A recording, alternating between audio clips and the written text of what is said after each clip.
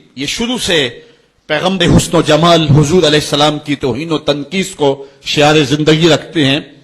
تو ایک زمانے میں انہوں نے سازش کی اور آقا کریم کے روضہ اطہر سے حضور کے جسد اطہر کو چرانے کی سازش کی، اور جس کی حفاظت میرا رب کرے کون اس محبوب کا بال بیکا کر سکتا ہے.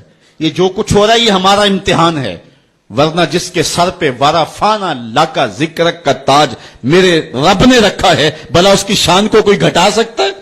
جدا ذکر خدا بلند کرے کیڑا جمع حسن و بند کرے، اس ذکر دا حافظ آپ خدا پڑھو لا الہ، خود اللہ حفاظت کرنے والا ہے ذکر کی. یہ تاج رب نے محبوب کے سر پہ رکھا ہوا ہے، اس لیے چاند کی طرف منہ کر کے تھوکنے سے چاند کی نوری کرنوں کو میلا نہیں کیا جا سکتا. تھوکنے والے کا اپنا منہ گندا ہوگا، لیکن چاند کل بھی روشن تھا، چاند آج بھی روشن رہے گا.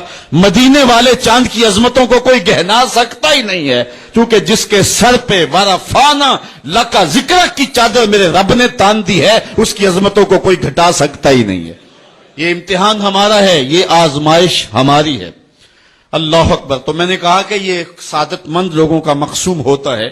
تو اس زمانے میں یہ سازش کی کہ حضور کے جسد اطہر کو روضہ انور سے نکال لیا جائے، اور پھر باقاعدہ انہوں نے دو اشخاص کو وظائف پڑھا کر کے، داڑیاں رکھوا کر کے، جبہ و دستار پہنا کر کے مدینے میں بھیجا، صوفیاء کے، نیکوکاروں کے، علماء کے، زاہدین کے روپ میں.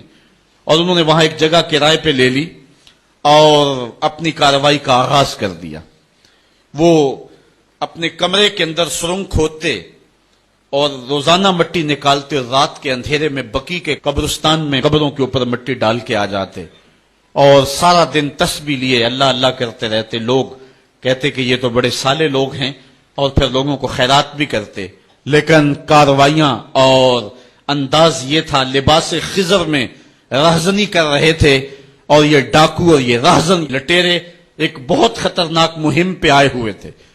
جب وہ بالکل قریب پہنچ گئے، اور ایک روایت میں آتا ہے کہ حضرت عمر کے پاؤں کا انگوٹھا بھی ننگا ہو گیا، حضور علیہ السلام سلطان نور الدین زنگی کو خواب میں ملے، اور ان کی شکلیں دکھائی کہ یہ دو موذی مجھ کو تکلیف دے رہے ہیں.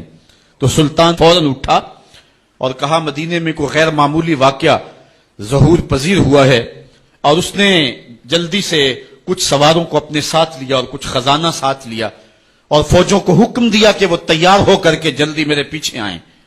مدینے میں پہنچ کر کے اس نے دعوت عام کر دی اور لوگوں کو کہا کہ آؤ میرے دسترخوان نعمت سے کھاؤ، اور لوگوں کو خیرات کرنے لگا.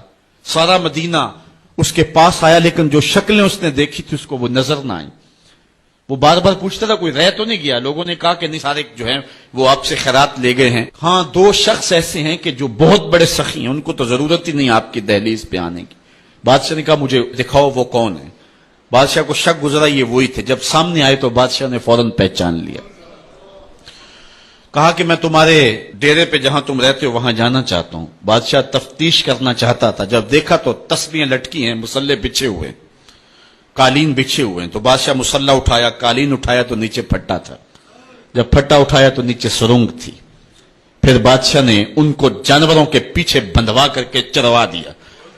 اور میں نے تاریخ میں پڑھا سلطان نور الدین زنگی مدینے کی گلیوں میں پھر اس کے بعد روتا پھرتا تھا، اور اس کی آنکھوں میں آنسو تھے، اور کہتا تھا یا رسول اللہ تمہاری مہربانی کہ یہ ڈیوٹی میرے ذمہ لگائی ہے، ورنہ کائنات بھری پڑی تھی. یہ سعادت مندی میرا مقدر کہ اس نوکری کے لیے مجھے منتخب کیا ہے. ہمارے اسلاف، ہمارے بزرگ، اس دور کے شہنشاہ، اس دور کے بادشاہ اتنی جرأت اور اتنی عظیمت رکھا کرتے تھے. اور آج ہماری کمزوریاں نے دشمنوں کو دلیر کر دیے. کبھی ایسا بھی اندھیر آیا تھا کہ سر عام یوں توہین و تنقیص ہوتی ہو پیغمبر حسن اور پیغمبر جمال کی، اور پھر 1.40 کروڑ انسان دنیا کے اوپر بستے ہوں. یہ بھی زمانے نے دن دیکھنے تھے. اس وقت ہمارا المیہ یہ ہے کہ ہمارے پاس عالم لیڈر کوئی نہیں ہے. عوام کے جذبے یقیناً دیکھنے کے. سیریا کے بچوں کو میں نے دیکھا کہ وہ چھوٹے چھوٹے بچے، انہوں نے ہاتھوں میں کتبہ پکڑا ہوا ہے، اور میں اس منظر کو دیکھ کر کے کتنی دیر تک سکتے میں رہا. اس کے اوپر لکھا ہوا تھا اقتلونا ولا تسبوا لنبینا، ہمارے ٹکڑے کر دو لیکن ہمارے نبی کو گالی نہ دو. ان بچوں کے درد کی کہانی کلیجے چیر رہی تھی.